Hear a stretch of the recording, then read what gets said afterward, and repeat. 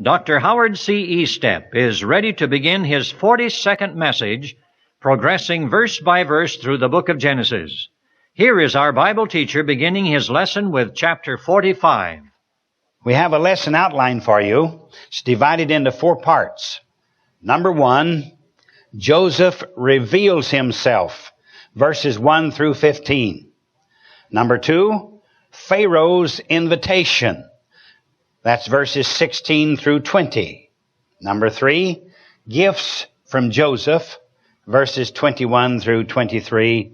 And lastly, number 4, Joseph's brethren return to Canaan. That's verses 24 through 28. This is an interesting lesson, one that I'm sure you'll enjoy very much. So we're ready to proceed with our lesson, exploring in Genesis chapter 45.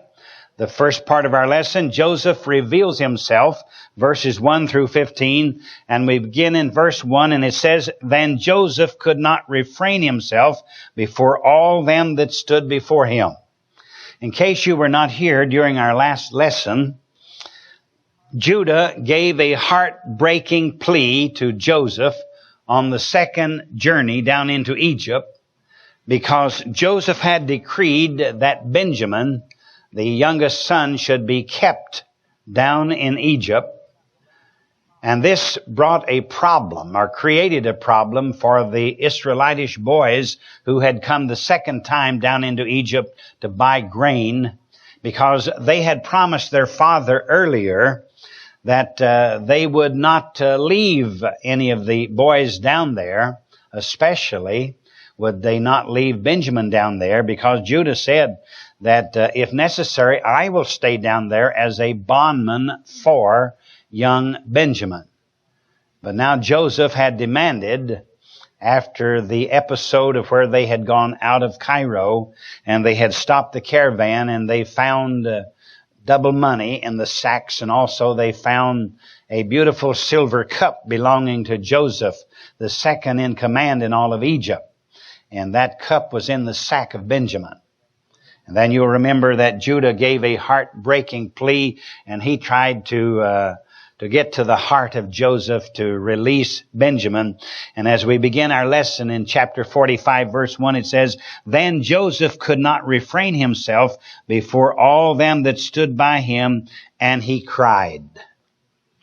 Joseph, the second in command in Egypt, was moved to tears because of this great plea that his brother Judah had made on behalf of Benjamin. And he cried, Cause every man to go out from me. In other words, the second in command in all of Egypt did not want to be seen crying in front of the Egyptians. He was unwilling for the Egyptians to see him overcome by his emotional feelings. So a deeper reason may have been that he did not want them to know the full truth of the sins of his brothers who had previously sold him as a slave down into Egypt. So he caused every man to go out from him, the middle of verse 1. And there stood no man with him, while Joseph made himself known unto his brethren. You know, there's only some times in the Bible that I wish I was there. There's a number of occasions in the Bible, and I wish I could have been transported 2,000 years back into time and just stood there during that particular time. And this is one of those occasions. I wish I could have been standing there in the home of Joseph in Egypt when he revealed himself to his brothers. That must have been a heart-rending experience. Let's notice what happens here, because it says in the latter part of verse 1, And while Joseph made himself known unto his brethren. Verse 2, And he wept aloud.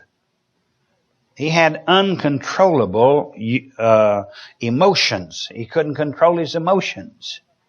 He gave himself up to intense and loud weeping until it became known to all of the Egyptians in the house where he was dwelling, because Joseph had Egyptian servants in the house where he was. So he wept aloud, verse 2, and the Egyptians and the house of Pharaoh heard.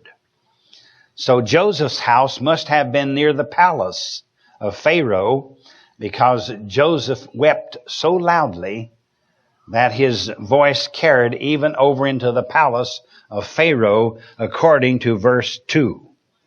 Verse 3 says, and Joseph said unto his brethren, I am Joseph. What a monumental statement. Whew, this is terrific. I am Joseph. Doth my father yet live? Oh, the flashes of memory that could have gone through the minds of these brothers, because they recounted almost immediately all of the past two experiences they had had. The first experience coming down into Egypt to buy corn, and now this second experience, which has been a traumatic experience indeed. And here all at once, this great ruler of all of Egypt, the prime minister, the second in command, he begins to weep loudly. He's heard all over that immediate locale. And then he makes a statement. He says to these brothers, I am Joseph. Doth my father yet live?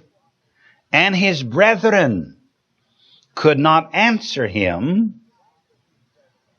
Why couldn't his brethren answer him? Well, they were in a state of shock. They didn't know that this man down in Egypt, who had control of all of the grain and the sustenance of Egypt, was their brother Joseph, that they had sold to the Ishmaelite camel traders years previously. They didn't know that. And they were shocked. They were completely shocked. And they were troubled at this announcement, because they didn't know how this thing was going to turn out. Would this Joseph, if this was the real Joseph, their brother, would he take revenge on them? Would he have them put in dungeons, in jails? And would they rot away their last days of life down there in the confinement of a jail down in Egypt? They were shocked. It says here in the middle of verse 3, and his brethren could not answer him. They didn't know what to say. I am Joseph. Doth my father yet live? For they were troubled at his presence. Troubled at his presence. Why? Because they had a sense of guilt. Always when someone is guilty, when you corner them and you back them up and you try to get the truth out of them, you notice how they hem-haw around and they try to beat around the bush, as we say down south. They just beat around the bush. Well, these fellows were very much evident of a sense of guilt. They had fear of punishment, and the strangeness of the events made them confounded. The whole bottom fell out, or as we say in some instances, the roof fell in on them. Here they are standing in this magnificent room of Joseph's in his house, and all at once he begins to weep uncontrollably. And then after he dries his tears, he says, I'm Joseph. Where's my father? Is he alive? And his brothers didn't know what to say. Notice verse 4. And Joseph said unto his brethren, come near me. Evidently, they were having much like a formal audience with a ruler of a country, and they were standing some distance away. So he says, come near to me, I pray you. And they came near, and he said, I am Joseph, your brother. Now, he told them that in verse 3, I am Joseph.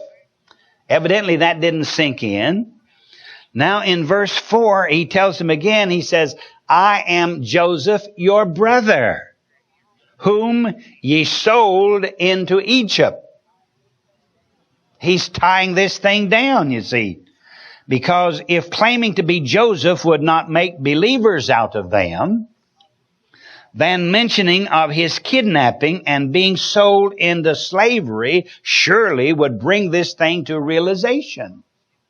He says, I'm Joseph, your brother, the one that you sold into slavery. You remember? Do they remember? Oh, brother, do they remember? Oh, we threw him in an abandoned water well. And then after we had a confrontation or a consultation with each other, we decided that's not the way to do it. Let's sell him to the Ishmaelite camel traders, the camel train that's going from Goshen down into Egypt. Let's sell him to those fellas, and they'll take him off down into Egypt, and we'll never hear of him again. And then you know the deal where they had his coat of many colors covered over with the blood of a kid goat, and they gave that to the father, and they said, Dad, Joseph is dead. An animal must have gotten a hold of him. Now Joseph is bringing all of this back to them. And they're remembering this. This is marvelous. Verse 4. I am Joseph, your brother, whom you sold into Egypt. Verse 5. Now therefore, be not grieved.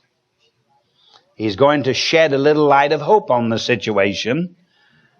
Be not grieved nor angry with yourselves that ye sold me hither. Notice this. Joseph is going to give God the honor and the glory. Notice what it says. That ye sold me hither, for God did send me before you to preserve life. Joseph is giving God the honor and the glory. He's telling these brothers, it was God who sent me down here into Egypt. It was God who had you take me out of an abandoned water well. It was God who had me go up to Goshen, because that's the route of the camel traders on their way down to Egypt. And it was God who had you sell me to the traders who brought me down to Egypt. And then I'm down here to preserve life. Because you remember the dream I had as a young boy, when all of us lived there around Dad's tent and we ate at Dad's table, and we were one great big happy of boys, and we tend the sheep and the goats and the cattle. You remember? And I had a dream, and I dreamed that you would be bowing down to me. You remember that? Well, God brought all of that into existence to protect your life. That's what Joseph is telling them here in the end of verse 5. Notice what it says. For God did send me before you to preserve life, to preserve your life, to preserve the life of the Egyptians, to lay up corn for 7 years during a time of plenty. So when the 7 years of famine came along, we would have an abundance of corn reserved so we could get by during the lean years. Verse 6.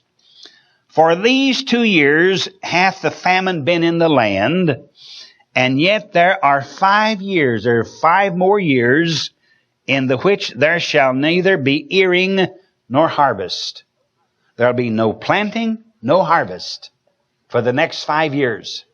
There's another 5 years of famine. It was God that moved all of this and brought it about and put me down here under these circumstances. Verse 7. And God sent me before you to preserve you a posterity in the earth. God sent Joseph down into Egypt to lay aside vast amounts of food to preserve the Israelites. Because if you go back with me in your mind to the 12th chapter of the book of Genesis, and we're here in the 45th chapter at this study, in the 12th chapter of Genesis, God calls Abram out of Mesopotamia, and God says to him, I'm going to give you a land that I will show you, and I'm going to give you that land for an everlasting possession, and that's confirmed in Genesis 15, verse 18, also in Genesis 17, verses 6, 7, and 8. And in those latter 3 verses, God says, I'm going to give you a land for an everlasting possession. And that means that God is going to give an everlasting possessor. And so that dreadful famine in Canaan would have wiped the Israelites out. There wouldn't have been any possessor of the possession. But God maneuvered everything around so Joseph would get sold off down into Egypt.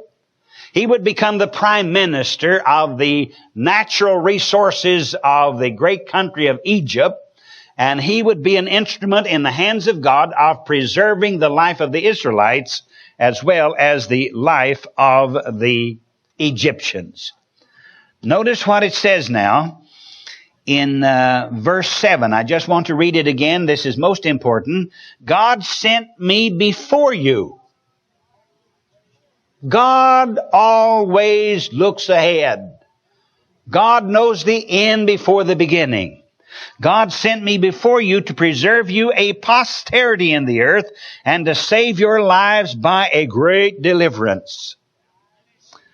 Meaning to say that God is going to work out a manner in which He is going to bring the Israelites out of this famine. He's going to allow them to go into Egyptian bondage. He's going to raise up a man to go down into Egypt and bring them out of Egyptian bondage and deliver them up into the land of Canaan. Send that man Moses up Mount Sinai, who will get 2 tables of stone containing 10 laws, stretch them into 496 points of the Mosaic law, and then God will take that leader up Mount Nebo and show him the promised land. And then under Joshua, a great leader filled with godly wisdom, they will go across Jordan into the land of the Canaanites. God looks ahead. And my friends, when you sometimes come up against a blank wall and you can't see right or left and you definitely can't see ahead of you, you must remember that if you're in the will of God, God has the whole thing planned out. Absolutely. God has the whole thing planned out. Verse 8, so now it was not you that sent me hither, but God. And He hath made me a father to Pharaoh. This phrase, a father to Pharaoh, is actually an Egyptian title of a high official. It's a title, much like the Roman Catholic priests call themselves father. It's a title. Here in this, where he says, He hath made me a father to Pharaoh, it's a title. He was a high official in the Egyptian government. Hath made me a father to Pharaoh and Lord over all his house. All of the sustenance of Egypt was under the control of Pharaoh and a ruler throughout all the land of Egypt. God did that. It's amazing how God turns hearts. You remember when the Babylonian captivity was over with? You've read it in the book of Ezekiel, also the book of Ezra and Nehemiah. When the Babylonian captivity came to a conclusion, what's God going to do? God turned the heart of the Persian king, Cyrus.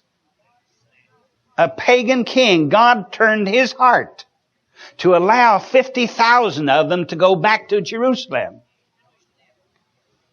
You see, God can do anything.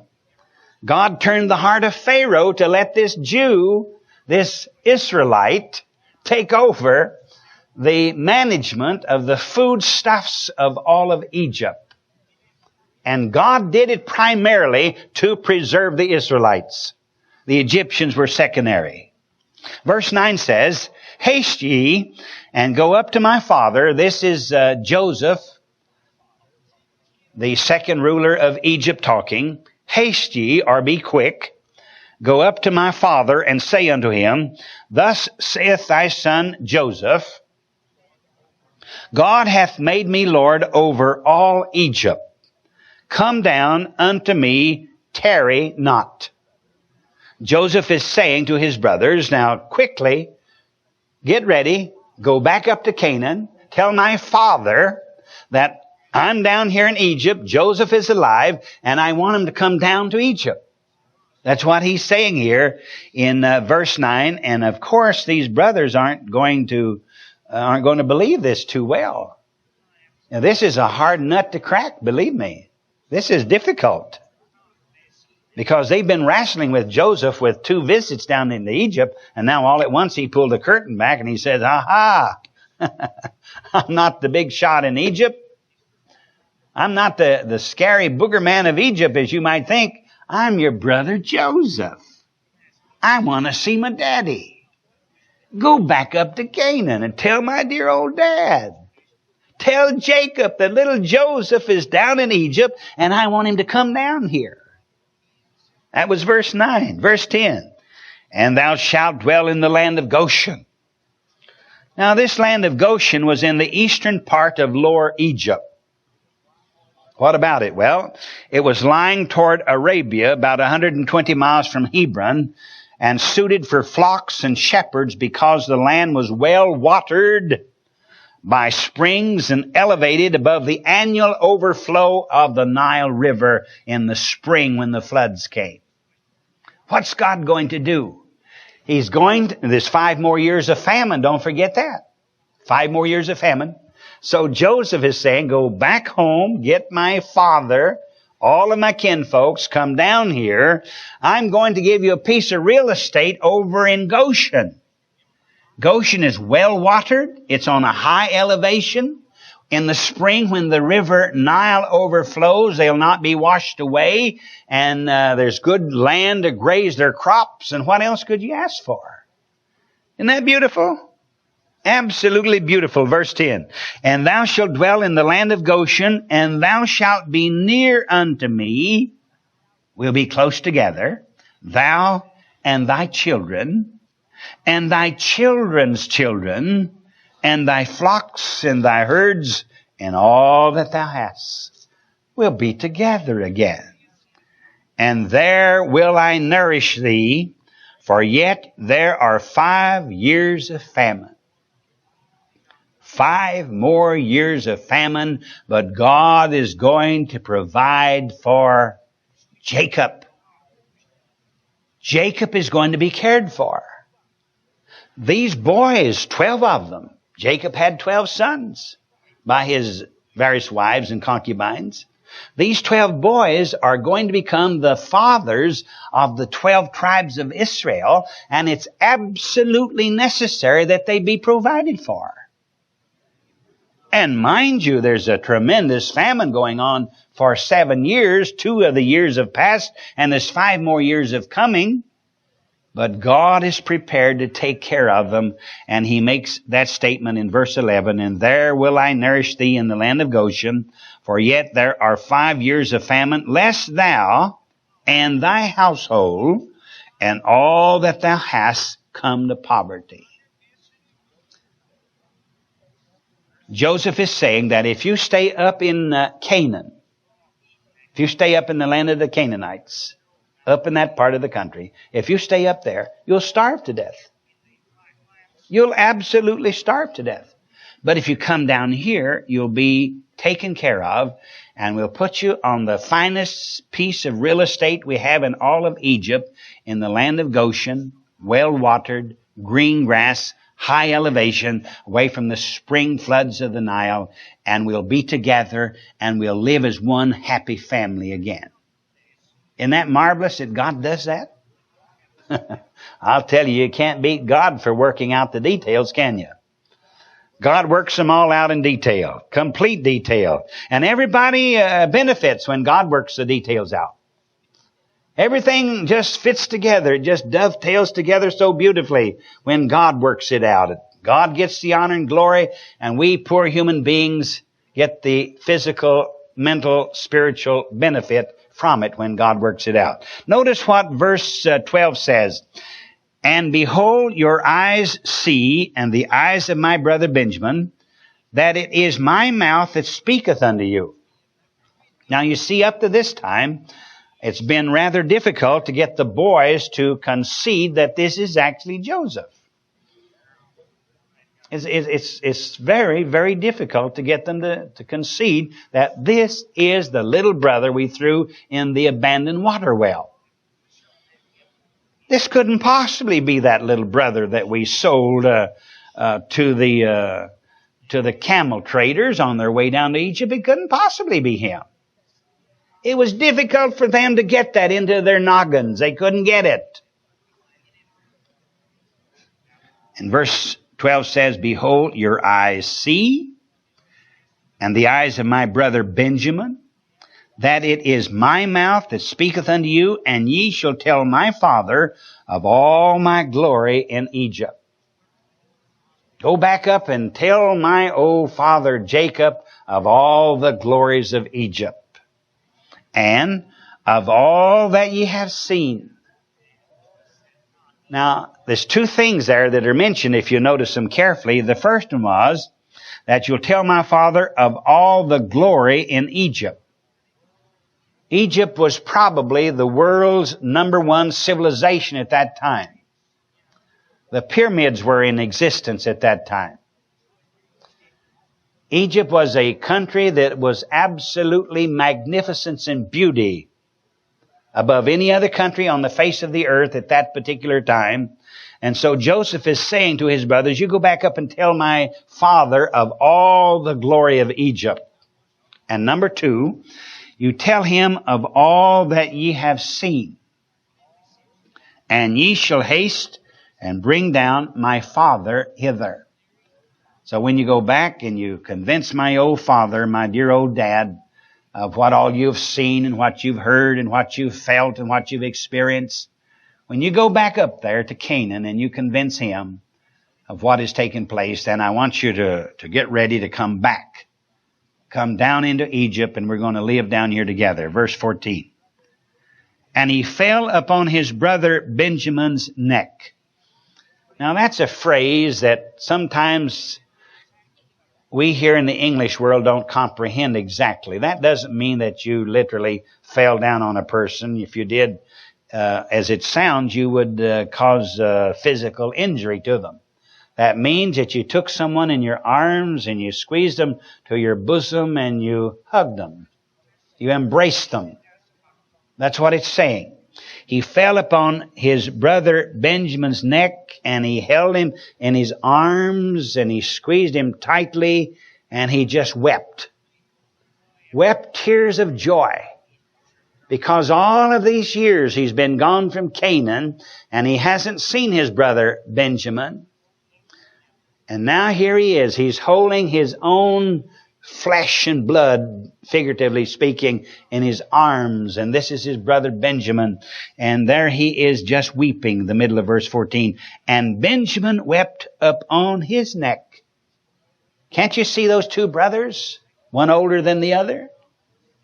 There they are standing in this beautiful drawing room or in this beautiful reception hall of this palace in Joseph's place there in Egypt. And here are these two men, one the Egyptian ruler, the other a poor Canaanite, come down to Egypt to buy corn, and they're standing there with their arms wrapped around each other, just standing there crying. Their bodies shaking. Emotion overtook them. Their bodies racked with tears, with the emotion released by the joy of tears. And there they stand. Verse 15, moreover, he kissed all his brethren. This was a common custom in that part of the world. It still is. When you meet a person over there today, men kiss on one cheek, you turn your face, and they kiss on the other cheek. This is a common practice. If you go to the Bible lands very much, you'll learn their practice. Just to shake hands, I don't think that fits the bill. Just to shake hands, that's the Western way of greeting people. But over there, they expect you to kiss on the cheek. It's just a way of saying, hello, friend, or greetings, brother, I trust you, glad you're here, I want to be of service to you, etc., etc. Moreover, he kissed all his brethren and wept upon them, and after that his brethren talked with him.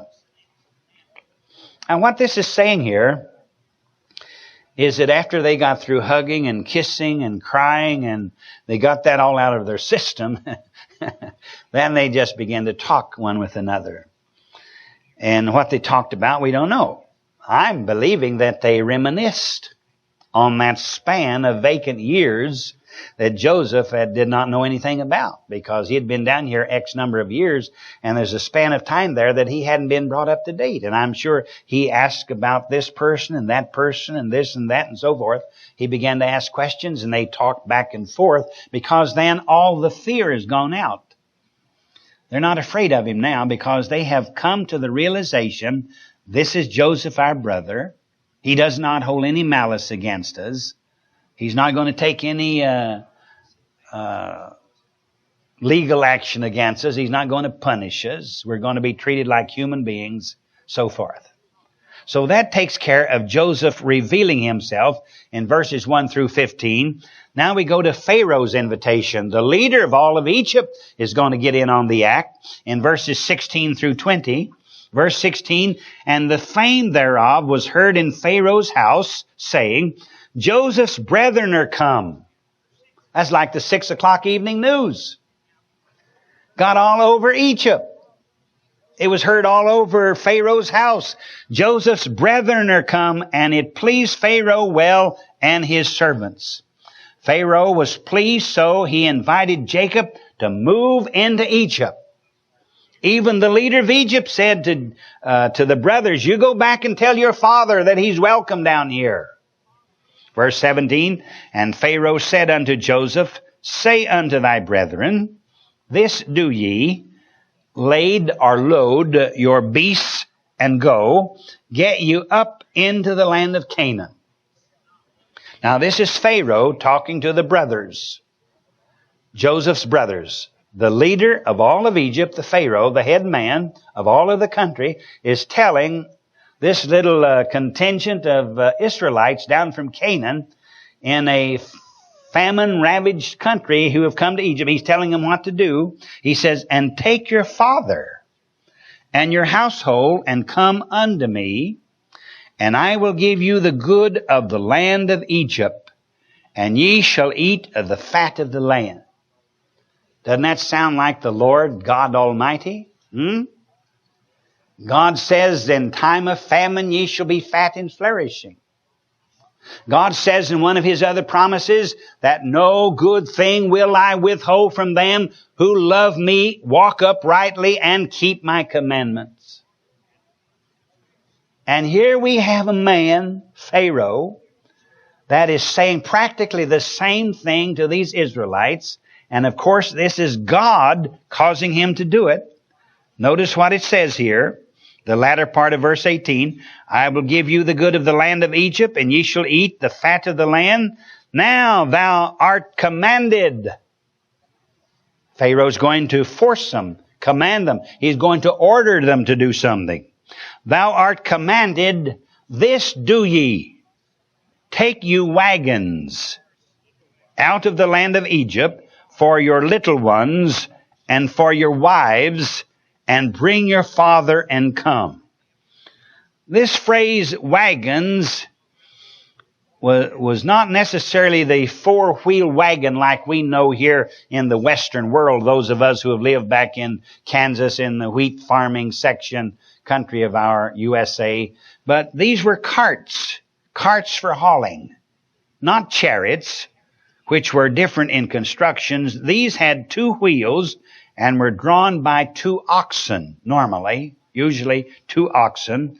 And they were not used in Canaan at this time. This kind of a wagon was not common in Canaan. They didn't have them. It was not a common type of a vehicle up in Canaan. So Pharaoh is saying to them, now on your way back up to Canaan, I want you to get the wagons, the carts, the two-wheel carts. That's the middle of verse 19. Take you wagons out of the land of Egypt for your little ones and for your wives, and bring your father and come. Also regard not your stuff, for the good of all the land of Egypt is yours. This phrase, regard not your stuff, could be just a little misleading. It says large utensils and heavy furniture, which might be difficult for you to move. Don't worry about that. Leave it. Leave it all behind. All of that cumbersome furniture, things that you might have, that old chifforobe that you've had for 50 years. Forget about the junk. Get down here into Egypt. We'll give you new furniture. Oh, and are they good furniture makers in Egypt? Some of the finest, most exquisite furniture you'll ever see anywhere in the world, you'll find it down in Egypt. So Pharaoh is saying, take the wagons, get your own U-Haul carts, and get up into Canaan. Load up, get back down here as soon as you possibly can. So that's Pharaoh's invitation in verses 16 through 20. And now some gifts are going to be given from Joseph to give to his father when the brothers get up there again. In verses 21 through 23 it says, verse 21, and the children of Israel did so, and Joseph gave them wagons. These are the two wheel carts that they're going to haul their things back on, their families, their household goods, etc.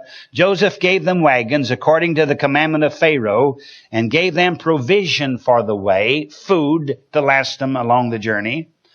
To all of them he gave each man changes of raiment. He gave them robes, different types of clothes to change so that they would have new, fresh clothes that would reflect the economy of Egypt.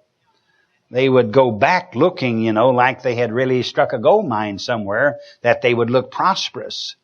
So he wanted them to look nicely. So he gave them changes of raiment, verse 22.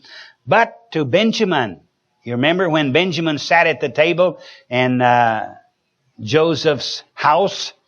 Joseph had Benjamin given 5 times more food than the other brothers. Now watch this in verse 22.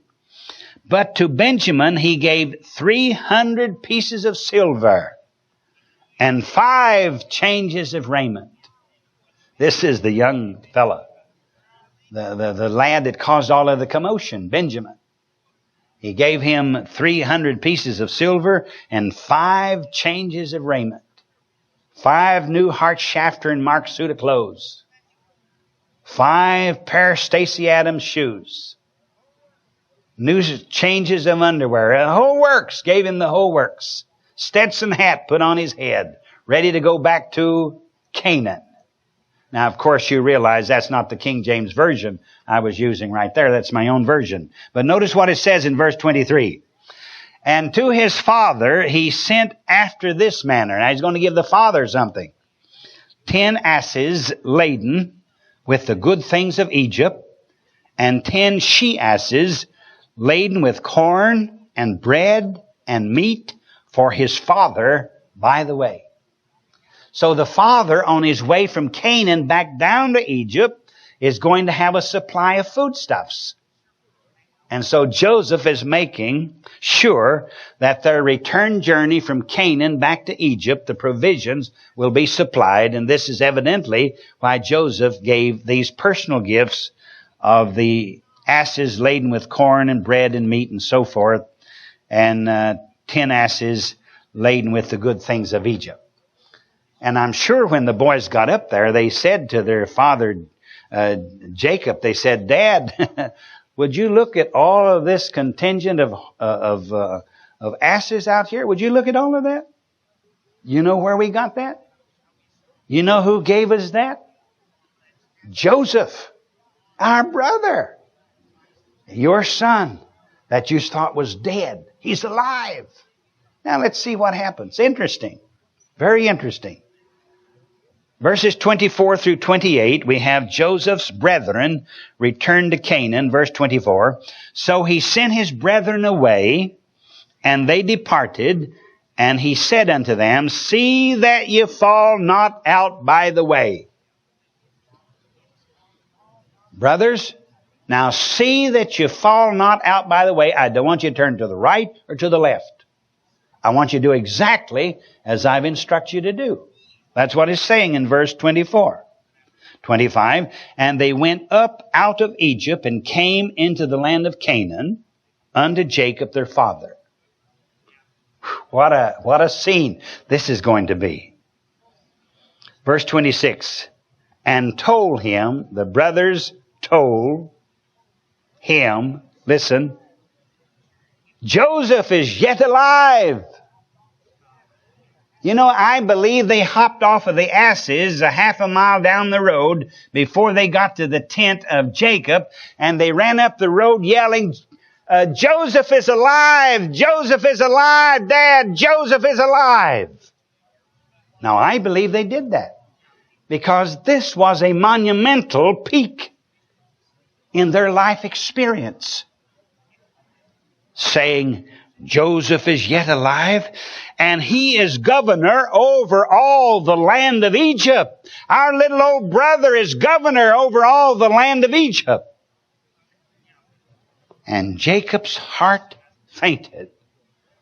Why? Well, he couldn't believe it. Poor old Jacob couldn't believe this. He had been told that Joseph was dead. His own sons had come to him and they said, Dad, here, look, here's Joseph's coat. It's all covered with blood. He's been torn limb from limb. He's died. And that was several years ago. And now they come back after a second sojourn down in Egypt and they say, Dad, Joseph's alive. And guess what, Dad? He's the governor over all of Egypt. That's enough to give him not only a fainting heart, but give him ulcers likewise, and gallstones, and lumbago. Enough to unnerve him for a week. What happened? For he believed them not. These sons of his are jumping up and down and they're shouting, Joseph is alive. Joseph is governor of Egypt. And they're telling all these good things. And they got this array of asses laden with good things from Egypt. And all of this food and things that's been sent up from Egypt. And they're telling their dad about this. And the dad doesn't believe it. The latter part of verse 26 says, he believed them not. He didn't believe them. Verse 27. And they told him all the words of Joseph.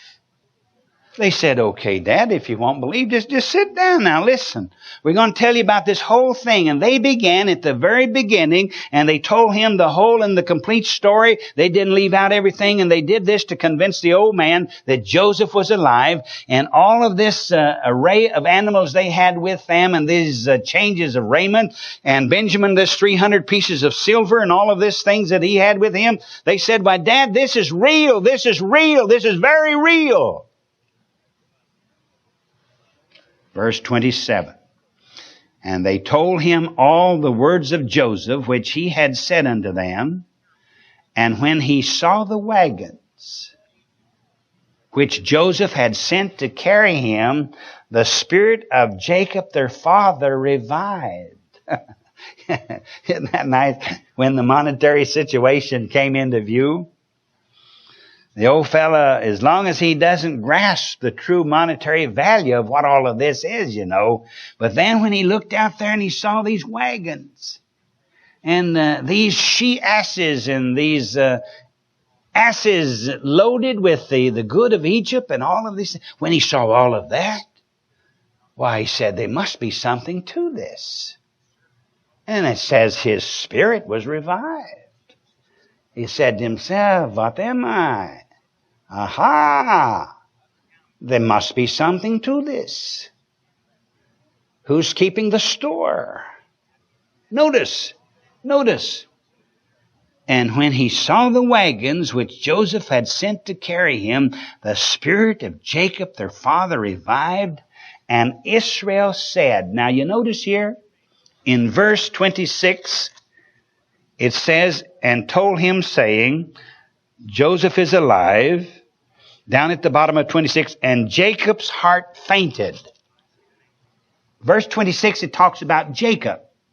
Then when you come to verse 28, it says, and Israel said. In other words, the use of Jacob when weakness and unbelief are involved. Whenever it's humanism, whenever it's weakness or unbelief, they use the word Jacob. But when strength and faith are referred to, they use the word Israel. Because it was Jacob who had his name changed to Israel. Notice verse 28. And Israel said, after he saw all of the proof, the wagons, the asses, the she-asses, these changes of raiment that all of the boys had, this 300 pieces of silver, I bet that caused his eyeballs to pop out on his cheeks when he saw that. He said, boy, what am I? Where did you get this? I just can hear him. May I feel that? Is that real stuff? Notice what it says, verse 28. And Jacob said, it's enough. It's enough. You've convinced me. I believe. Joseph, my son, is yet alive. I will go and see him before I die. I'm going to go and see him before I die. I'm convinced. You've convinced me. All of this evidence is enough to substantiate what you're saying. I believe exactly what you've said. I believe Joseph is alive. I want to go see him for myself. That's what he said. 2 messages in the Bible Study Lecture Series from Genesis, covering chapters 44 and 45, have been presented by Dr. Howard C. Estep, President of World Prophetic Ministry Incorporated at Colton, California. The next messages in this study series continues on cassette number 22.